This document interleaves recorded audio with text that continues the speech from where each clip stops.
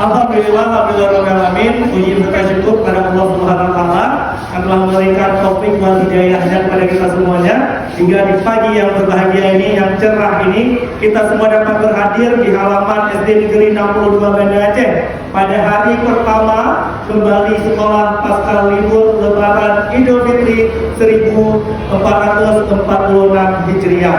Selawat beriring salam pada Nabi besar Muhammad Sallallahu Alaihi Wasallam. Allahumma sholli ala sayyidina Muhammad. Telah banyak membawa perubahan dari alam jahiliyah ke alam Islamiyah, alam yang begitu indah dalam bingkai syariah.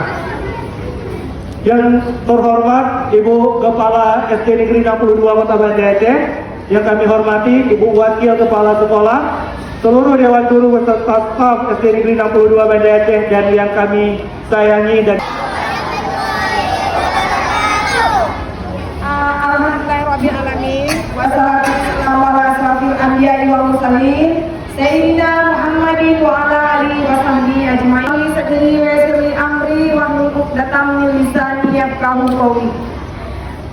Penghormatan saya kepada Dewan Guru yang alhamdulillah. Dan anak Ibu senang ya, anak-anak Ibu banyak yang hadir hari ini, tapi mungkin masih banyak juga yang tidak hadir. Nanti Ibu-ibu wali kelasnya ya, nanti